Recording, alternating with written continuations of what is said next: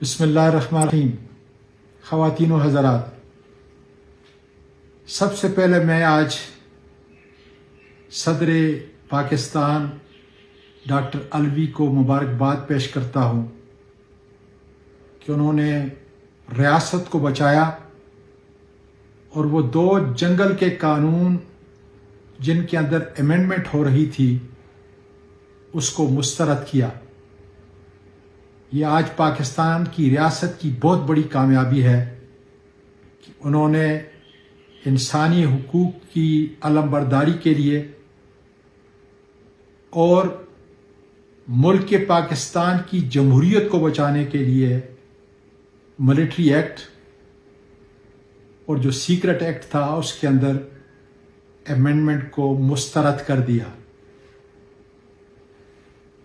دوسری بات، اسی جنگل کے قانون کے تحت اور چونکہ آج ریاست ہے نہیں،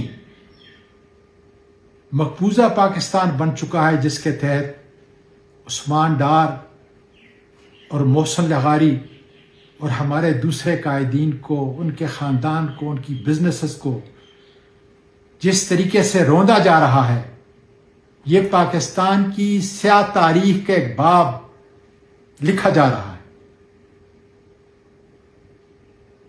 میں چیف جسٹس آف پاکستان سے گزارش کرتا ہوں کہ انسانی بنیادی حقوق کی دھجیاں اڑ رہی ہیں، خدارا اپنے آئین کے حق کو اور اس کی ادائیگی کو یقینی بنائیں اور اس قسم کے واقعات کی روک تھام کریں۔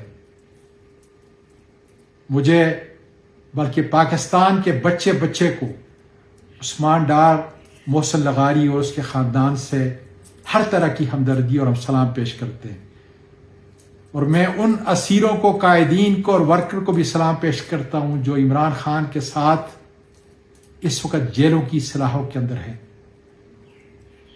سائفر کے بارے میں جناب چیف جسٹس صاحب جوڈیشل کمیشن بنا دیجئے تو دودھ کا دودھ اور پانی کا پانی ہو جائے گا۔